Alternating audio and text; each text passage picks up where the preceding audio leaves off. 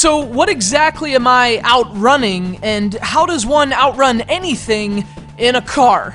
Such are the deep philosophical questions posed by OUTRUNNERS for the Sega Genesis.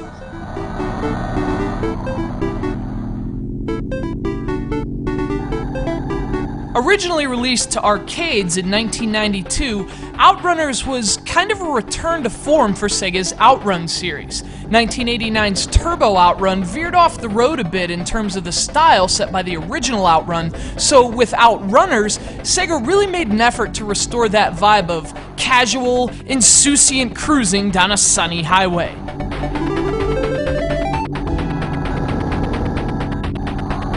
And, mission accomplished, Sega. This is like the video game adaptation of the Beach Boys' life story. At least it is in the arcades. On the Genesis, it's more like Bermuda, Bahama, why is the fucking screen squashed? And that's one of the biggest problems with this Genesis version of OUTRUNNERS. When porting it to Sega's console, Data East made the decision to maintain a split-screen view throughout the whole game. Whether you're cruising alone or with a friend, the screen is sliced in half, and as a result, the game looks pretty sliced as well. It's a real shame because OUTRUNNERS is a gorgeous game in the arcades, but this Genesis port loses more horsepower than it should. I mean, you'd expect arcade games to be stripped down when they move to a home console, but this one really goes the extra mile, in the wrong direction.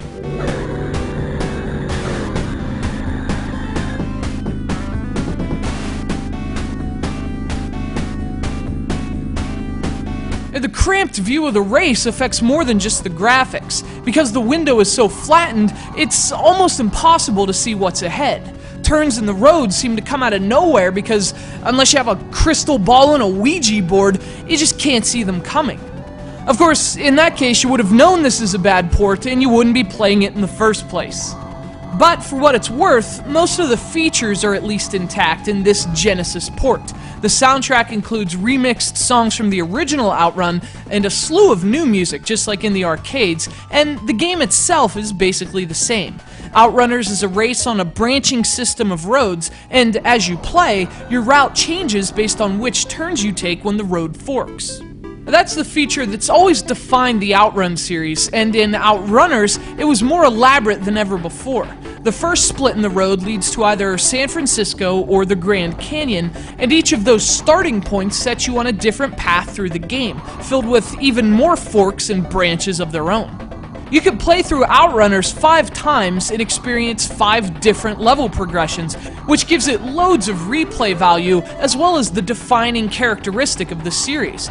It's just that playing it 5 times is a lot easier in the arcade than on your Sega Genesis. If you want to experience OUTRUNNERS at its best, track down its original model.